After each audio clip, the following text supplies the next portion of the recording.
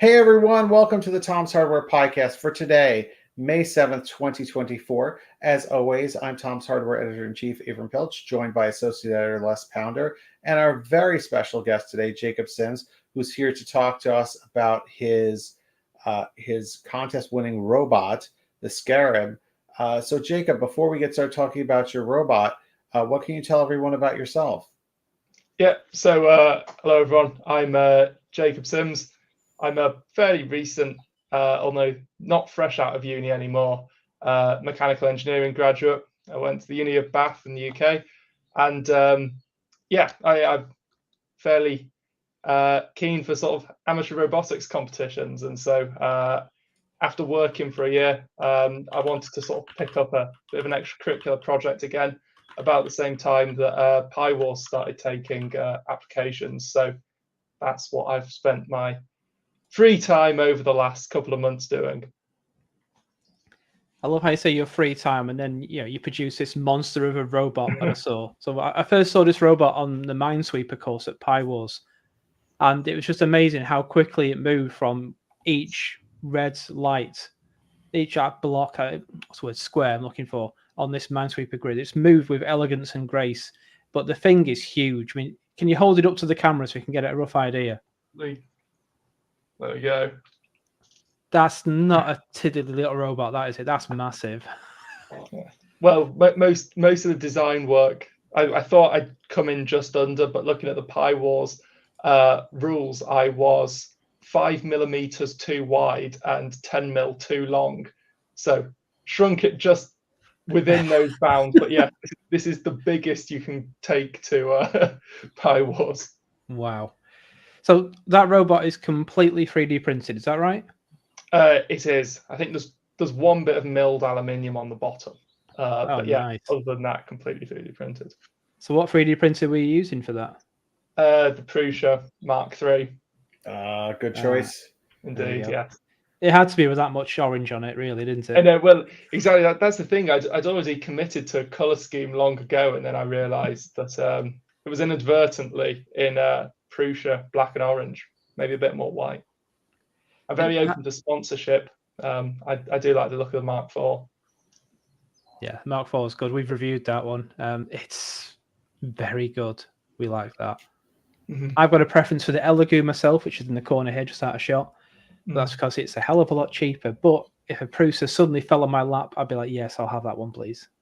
They're really nice printers, really nice quality. Yeah. I mean, just fantastic quality. We love Prusa printers. The Prusa XL was our choice of most innovative printer of the year.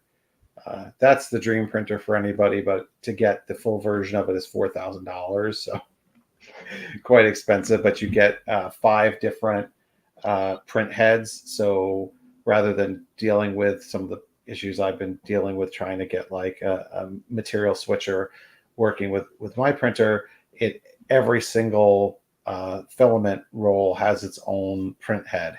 So no problems with it switching and purging and stuff like that for multicolor, and it's huge and all that stuff. But anyway, enough about the printer for the moment. Let's talk about the robot. So what did you use the robot for in Pi Wars, and how did it fare? Yeah, so I thought people that were here last week to hear when Mike and the other organisers were talking it through. The Pi Wars competitions obviously are several different challenges for robots, all controlled by Raspberry Pi. So as Les has already mentioned, there's the Minesweeper one, moving over the coloured squares. There's the obstacle course, and then there's a few other sort of obstacle navigation style ones, such as a maze and a line following round. And then of course there's Pi Noon, which is the only bit of robot combat in Pi Wars, where you have to pop the other person's balloons before they pop yours. Rather similar to that mini game on Mario DS, if anyone remembers that. Keep on saying that to people and no one else can remember it, so maybe it was just me that enjoyed it. The balloon busting on Mario DS. Yeah, that was on Mario Kart the original, because I'm considerably older than you. And I can remember playing that with my friends and getting beaten every single time. Yes, we had a game for Atari. Now that's going further back, Way where back. called I think it was called Circus or something, where it was like Breakout but with balloons, and you'd have to pop them with your pong ball or whatever. Mm. But Well, I love Pie Noon and Micro Pie Noon at the event. It is the only time you have one-on-one combat between the robots, but it's done in a way where you're not going to damage the robots. There's balloons there and there's pins, and it's just about popping the balloons and having a fight, really. But it's great fun because it shows that the teams have to know their controls in and out to get the best positions. It's not just a case of run at them and pop. You have to swipe away at them and jab and that sort of thing and run away from them at times. And it is like a proper fencing competition at times. Mm-hmm. No, it's good as well. It's a great leveler, I think. As long as your robot is under control and you haven't had you haven't fallen the first hurdle, every team can compete. You have beginners going against advanced teams and winning, which is always a good. Oh, definitely. So your robot obviously is controlled by a Raspberry Pi inside. Mm-hmm. What model of Pi is it? The 02. 02W. Nice. Indeed. So what made you choose that one? It's not the most powerful Pi, but it's more powerful than a standard Zero, obviously. Yeah. Well, for the most part, I wasn't hitting any major issues in terms of processing. I think I'd gone when I first built up a robot using it. That was moving over from I think a 3A. So Yeah. On paper at the time, I think the options were the 3B or the 02, which didn't have much in it. Well, obviously there was a bit of difference, but it wasn't the sort of black and white decision that maybe a 02 is compared to a Pi 5 is now for which one could process fastest. I think one of the main reasons I wanted to go for it was I liked the smaller form factor of it. Yeah. I wasn't, once it's underway, I don't have any need for the Ethernet or USB ports. So being able to do without those, and also the fact that a lot of the hats I was using for it anyway with a sort of P hat form factor, so matched the footprint of the 02. So it all created quite a nice little control stack, and then of course I've got the adapter into the USB port if I do need to, attach a mouse and keyboard and debug it. Very cool. So what sensors are connected to the robot? I mean, are they also interchangeable? Can you change them for each event, or are you stuck with what you've got? Yeah, so it's to an extent interchangeable. At the front, I'm mirrored here. It's a bit. There we are. So at the front, the back is obviously the classic ultrasound sensor. Nice. Ultrasonic. And then on the inside, there is a sort of harness which branches off. So for that at the front and at the back. And then at the sides, it comes through into just a 4-pin header there. So that was originally designed to take another ultrasonic sensor for each side. But that can also switch out because it's accessible. So for the line following, that was connected to 2 IR sensors. Oh, very cool. So the ultrasonic sensor you've got, they're HC SR04s. Yeah. Are they the 5-volt versions, or are they the 3-volt, the P or plus variant? So this was something I was trying to establish. At one point, I had a great little voltage potential divider circuit set up to handle it all. Yeah. And then there was a problem with that. And then I read online that there might be the 3-volt out there. And I'm not 100% convinced about the spec sheets that I was Google translating from Chinese to find out exactly which ones I've got. So they're running at 3 volts. I don't know if they are 3 volts, but they didn't have any problem running at it. So that's my best guess. If memory serves, if it's a 5-volt version and you try and run it at 3, it will just go no. So you've most likely got the plus or the P. They're more common now. Yeah, and that's what the resounding consensus online seemed to be from what I could find. If it didn't work at a 3, it wasn't a 3. Anyway, the answer is who knows, but I'm running them at 3, whatever they are. Cool. You've got big motors in there, I take it. What motor controller are you using? What motor driver board? So I'm using a. I'll have to grabbing one out the box here next to me. I think before I butcher the name of what the board is, but I think it's a TA6586. Yeah, that's the one. Chip. But they're just these little motor controller boards, which are another very nondescript unit off eBay.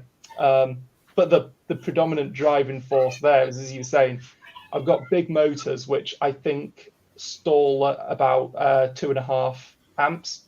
So because I'm running skid steering and they're spliced together so that I only have to run one motor board, that puts me in the territory of trying to find a motor board capable of holding 5 amp at stall, which narrows my choice down, obviously, quite significantly. Yeah. And these on paper could handle it, and they were dirt cheap. So I thought, well, I'll get a couple of them and see if they do hold up, and they did. Other than that, I've got a Thunderborg motor controller, which is always my sort of tried and tested fallback. Oh, Thunderborg from Pyborg, yeah. Yeah. Yes. That's a good one. Yeah, no, I do like that one, and I definitely has, it's got a lot more features with like the battery management aspect that this one obviously doesn't have. But yeah, I think I'm down to my last Thunderborg though. Over the years, a fair few have fallen through my own fault. Again, this is the hazard of being a mechanical engineer doing electronics. I'm not so sharp with my plus and minuses, so it's always better for me to have something that's a little bit more replaceable. We've all done it. Seriously, I've killed stuff before. It happens. It's good that you've chosen that motor controller. You've worked out the specs as well for how much power you're going to need for the stall current, because generally, a lot of us just go, right, if we're not in the robotics world, we go, right, we need a motor controller. So we'll go for an L298 or an L911OS. And they're pretty decent motor controllers for something like a 6-volt micro gear metal motor.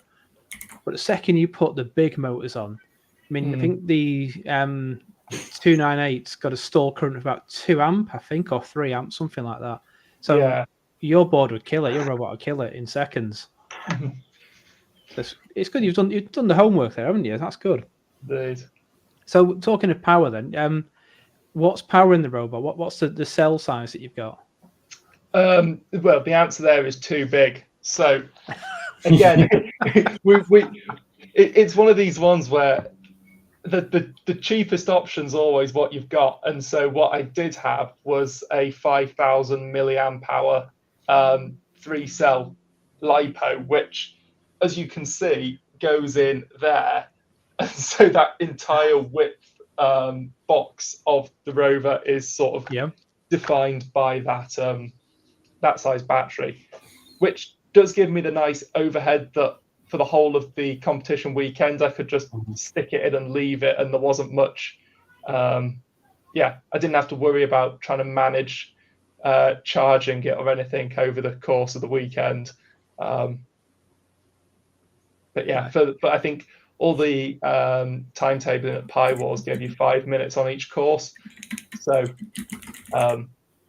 definitely maybe a bit much there, but plenty of power.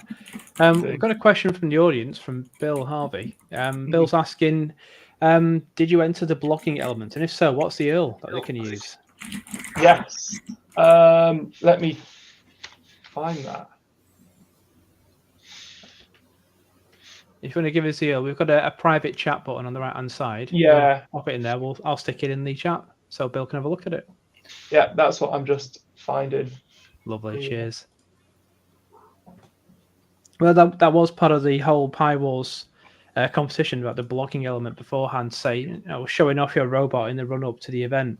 And it was awesome to see all the different groups and even the kids on the first day showing off their robots in blogs beforehand, so you can get an idea as to what they're going to be like. Brilliant way of just because sometimes a robot on the day might break down, might not work, but you've got a record there to show what's been going on, how they built it, what thought process was. It's great. Oh, hang on. Oh, I don't think I've got. I thought I might have permission now. I don't think I do. It's not the most complete blog out of everyone's. It's not the most detailed, but it goes into some. That's no problem. Got it. So I'll just pop this link into the chat now. So, Bill, here you go, sir. Dun, dun, dun. There we go. So the robot, so it's Scarab, it's called. Pi Wars wasn't its first event, was it? It wasn't, no. No. So what events has it been to beforehand? Yeah, so at uni, my sort of, well, as I say, I did mechanical engineering and sort of was interested in the robotics space. And so from the start of uni, I saw advertised at the sort of Freshers' Fair, our Space Society at uni was doing a rover competition, which was organised by UK SEDS, who's the sort of main charity in the UK that looks to inspire students to pursue a career in the space industry, and not necessarily just engineering. Obviously, that covers all aspects of physics and even the more tangential stuff that you don't really think about needing, a career in space, but stuff like the legal aspects of the space industry, and maybe for students like that it's a bit more of an obscure field, whereas I think all engineers do consider a career in space. And so anyway, this competition sort of challenges students teams to build rovers to the same sort of scale, obviously, as Scarab, to compete against other student teams completing missions which are either copies of or analogous to actual real world missions that NASA's planning or currently carrying out. That is awesome. Now you've got a PowerPoint presentation which has some shots of the robot in a sandy planet condition. Do you want to show them off?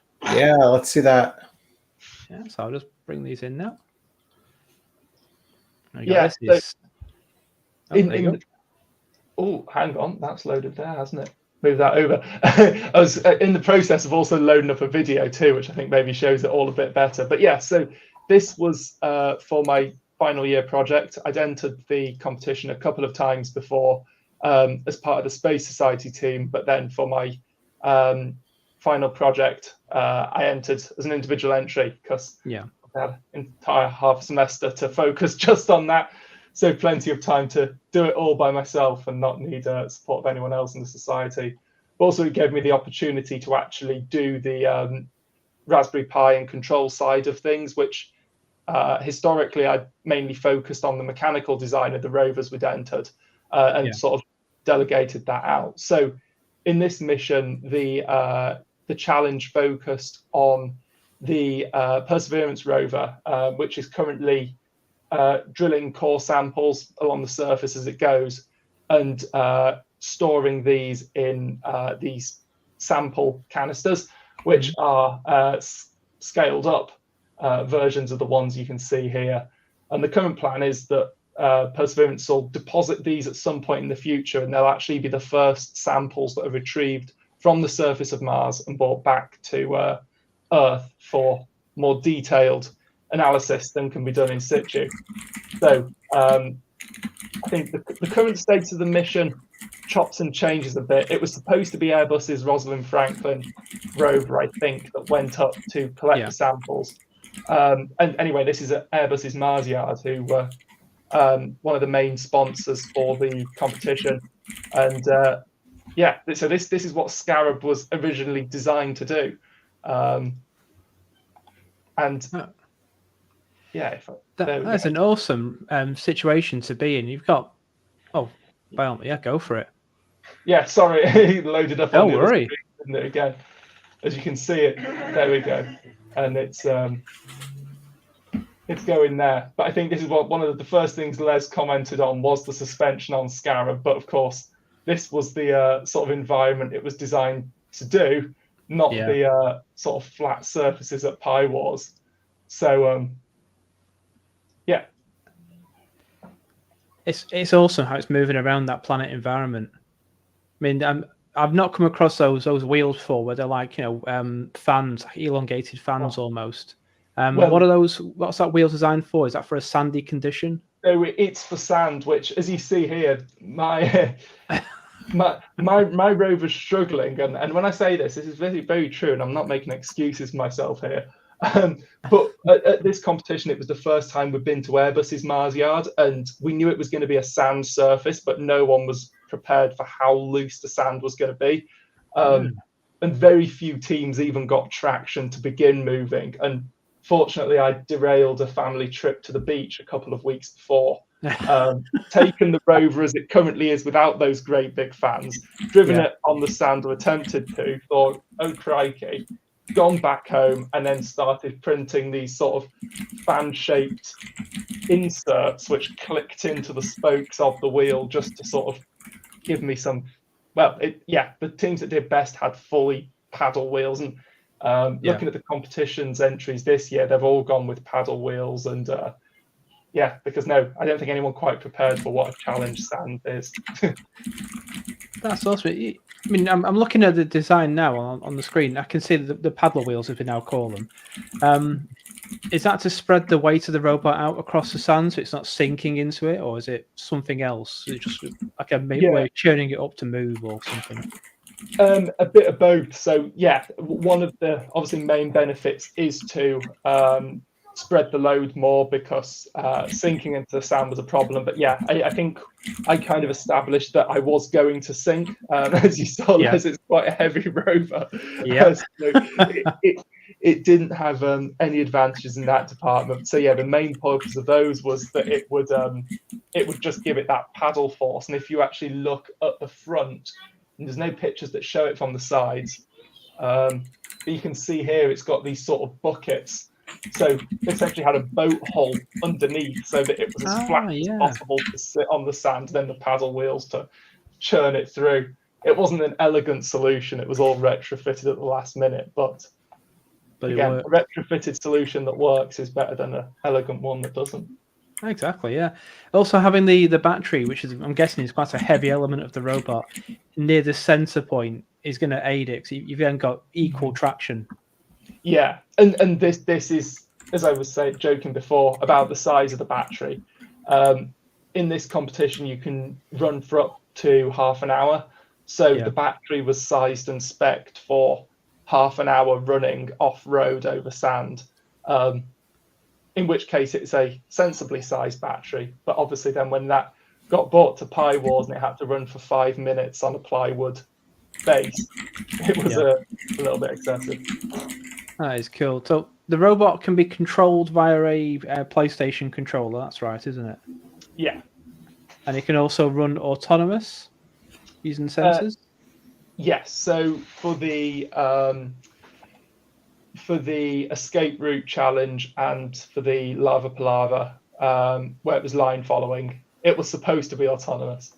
It did bits of it did parts of my bedroom autonomously, but on the day it wasn't quite. It didn't quite play ball as well as I'd hoped. That's a great answer. That. I mean, what went wrong at Pi Wars for you? What are you going to change for next time you bring Scarab out for a competition? So I think the key bit is the wheels, which didn't necessarily go wrong, but I'm definitely giving myself the option of the Mechanim wheels in the future, because the tire for the obstacle course, these ones will stay on, and then I'll switch them out for anything that needs to be nimble. And I think it also solves a lot of problems. Watching all the ones with the Mechanim wheels that were doing the escape route autonomously, and they didn't have to worry about turning because they could just strafe right or left or go forwards. That was one of the big problems I encountered with that. getting Well, any sense the of wheels what had so much grip as well. Remember, you showed me in the interview on the table how much grip. I tried to turn the robot on the spot, and it's just immense how much grip it had on the tabletop. Yeah, no, it's got a lot of a lot of force inside it, and sorry, not a lot of force inside it, a lot of force outside it, and that's the problem. Because then it's just relying on the transmission to deliver that power. There we are. As you can see, that I'm already lining it up. So Wow. so the suspension arms basically transfer the motor power. The motors are in line to the sort of drive axis of the rover. So that just makes it all more compact. Then it turns them out on bevel gears. Then the suspension arms pivot over those over the drive shaft, so they're mounting pivot, and then the power is delivered down the inside of the suspension arms to the wheels. It used to be via a timing belt. The timing belt kept slipping, especially when I was trying to do high torque stuff like turn on the spot, which is the reason why I bring it up now. Early on, I thought I could use bike chain. That was what I thought my big improvement for this year's competition would be. That had its own set of problems. So the rover I took to the competition was back to using timing belts, but this had the problem of I was carrying around these massive great motors, which can deliver a monstrous amount of torque, but I couldn't actually deliver the torque at the wheels because the belts were the weak point in the middle for that. That is awesome. And it's great seeing the inside of the robot as well. There's a picture about two before. Oh, there it is. Where you're using car fuses. Yes. It's like you don't think about it. You just think, right, I'm just going to build a robot. It's going to have motors, going to have power. Let's go. You don't think about the safety aspect of let's put some fuses in line just in case something goes horribly wrong. And you've got it there. Yeah, well, I mean that's it all ties in the experiences with motor controllers in the past.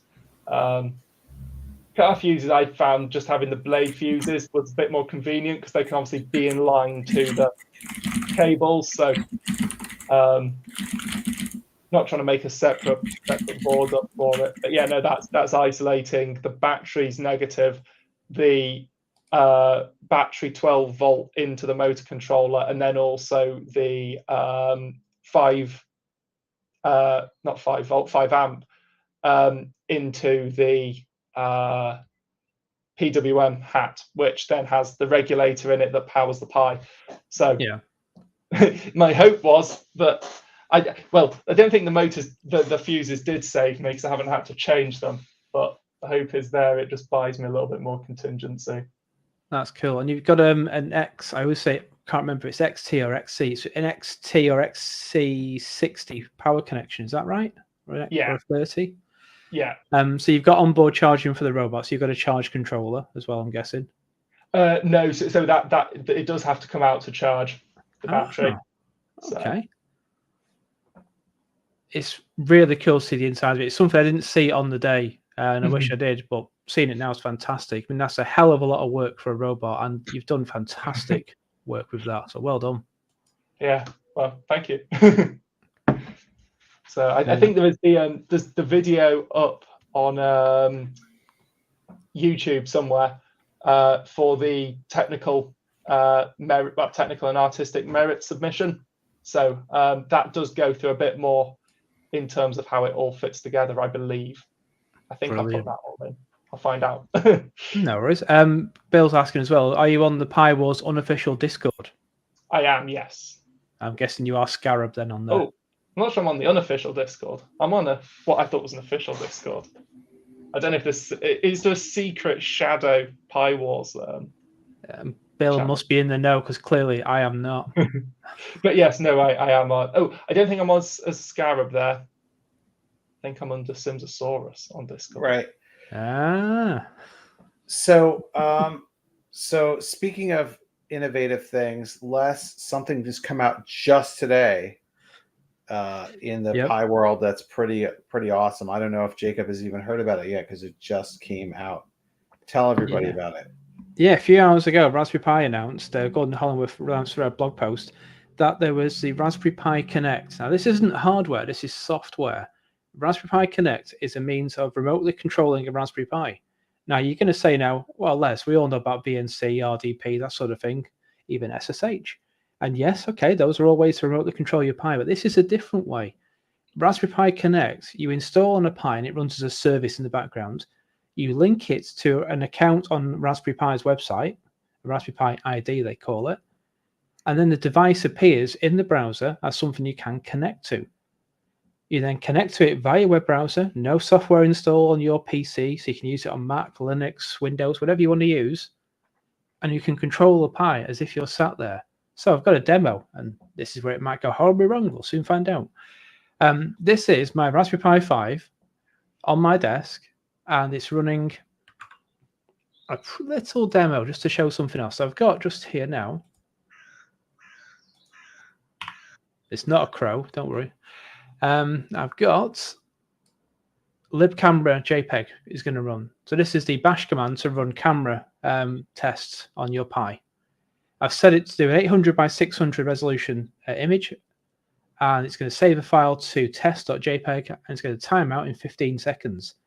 I'm not bothered about taking a picture. I just want to show you the latency. So this is where I get my prop out. We get banana for scale. So there's banana for scale, and you can see me in the bottom right of the shot. And when I press enter on the computer, you'll see me twice. So apologies for that, but at different angles. So you can see it's an initial dropout, but then it's not bad. It runs decently. So you can see me talking twice, holding the banana. This is going to go on the internet as a meme, isn't it? It runs pretty well. I can run the GPIO. I can run the camera. I can use the Pi as if I'm sat in front of it. So I can open apps right now. And I've got GIMP installed on there. And I'm going to run GIMP over a network connection to my Pi. And this is all local at the moment. So it's just like I'm sat in the same network in front of the Pi. But it can also work over the internet at large. So if I'm sat here in the UK and I want to use a Pi that's located in America, as long as I have control to install stuff to it, like SSH to install the software to install RPi Connect, I can control my Pi over the network. And it does that by using a server which Raspberry Pi is hosting at the moment, and it directs your connection to that Pi. So this is bleeding edge stuff. It's a beta that's come out today. We're still getting our heads around how it works and that, but it's looking very promising. So I'm going to do a how-to on this week. Yeah, that's really excellent. I mean, it's great to have that remote control ability the way that you can get it on the web. So, there's ways to get VNC to work with the new Raspberry Pi OS, but there's issues with it. And this way, you can just do it remotely. I mean, always remotely. You could do it via the web very easily. So it seems like it's going to be very, very useful. Yeah, it's the web interface that's the selling point for this. I think it just works on your browser, ready to go. Yep. So anyway, I want to thank Jacob for joining us today. Thanks to everybody for watching and listening. We will be back next week, May 14th, with another special guest at the same time as usual, 2 p.m. Eastern, 7 p.m. UK time. And we will see you all then. Bye, everyone. So, thank you.